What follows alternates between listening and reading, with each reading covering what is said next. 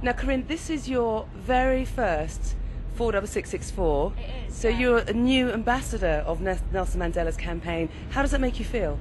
It feels amazing actually to be sort of trusted with something so important, and it really has made an impact on me being here and just realising, 1 in 4 people in South Africa have HIV/AIDS. It's such a big thing, and 30% of all pregnant mothers have HIV/AIDS. It's such a heavy fact, and I've been learning so much more about treatment for people with HIV and how people can still live long and healthy lives as long as they get the right treatment, and how infection can be prevented between mother and child and unborn child.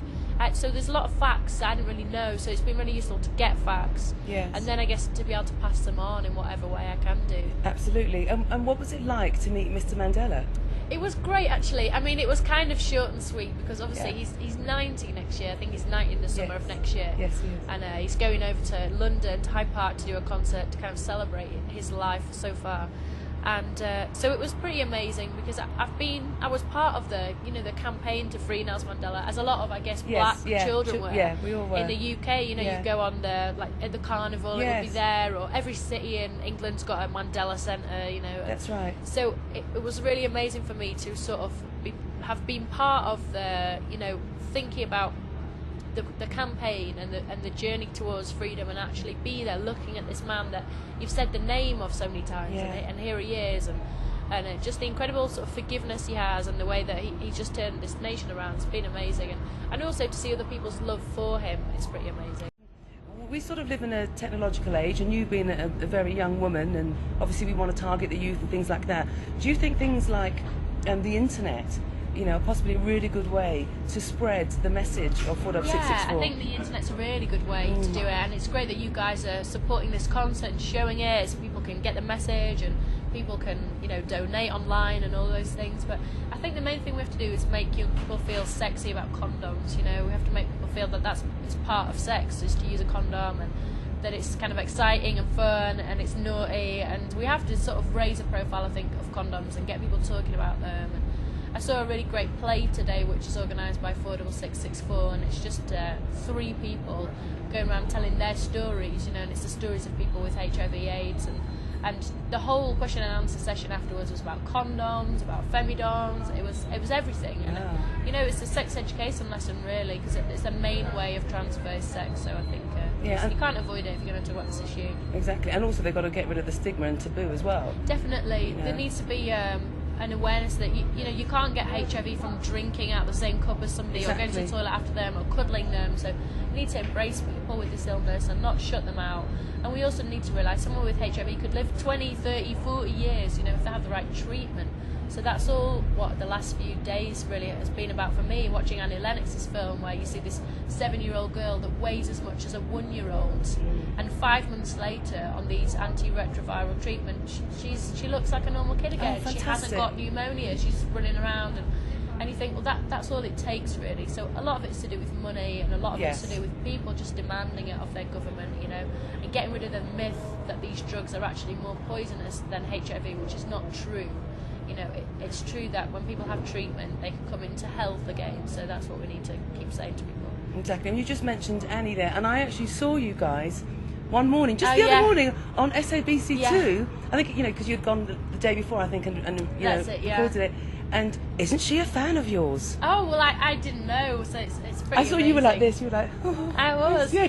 It's been weird this whole journey for me. Obviously, when you start out as a new artist, it's crazy the people that get into you, and the people that you've always admired, and suddenly they sort of come into your world and they've heard of you. So yeah, that was another one. I was like, yeah. And my mum is a crazy fan of her as well as I am. So I just was like, can we send that interview? Yeah. No, it looks good. I was like, oh my gosh. It was great. That's really and I good. like people who feel like they're kind of the statesman of music, and they're welcoming other young people in, and they're kind of like pushing you forward. And I'd like to think when I'm older, if I was still making records, which I really hope I am, that I would be able to sort of push people forward as well and say, she's good or whatever.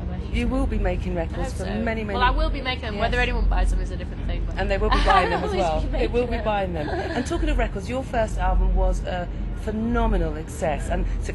And you are now. Have you finished your second album? Are you still working on it? I'm still doing it. I've actually done 5 days on it as we speak.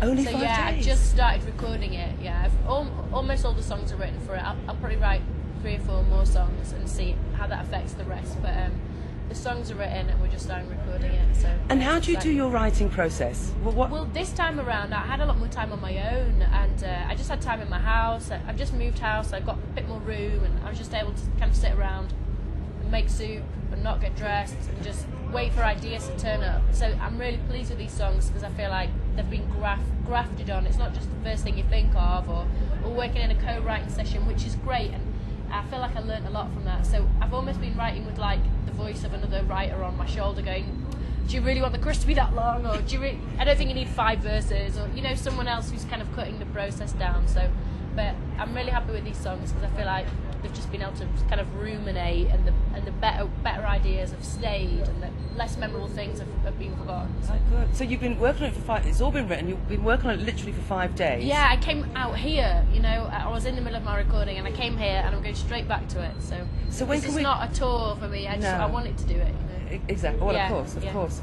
And so when can we expect that album to be out? Hopefully it'll be out in the summer of next year. Oh, fantastic. Yeah. What's it going to be called? I've no idea. Oh, no! I've no idea. There's a lot of things about memory, different people's memories and different people's stories, so I'm not really sure yet. But it's the title... fun, and it's kind of a bit heavier than the first record, so... Okay. Yeah. But the title sort of comes organically, I guess so, yeah. It'll be something that'll pull it all together, hopefully.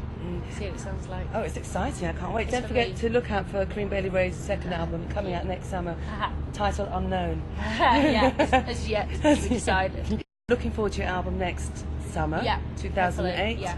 And I'll definitely be out there buying it or downloading it and things like that. Hey, talking about buying and downloading, what's the last CD you bought or downloaded? I bought Feist's album because it's on that new iPod advert, and I thought, who is that? And I always feel really excited, and who's this new singer? And I'd actually already heard of her, and I'd heard her not her first record, but the record before this, but I hadn't got it.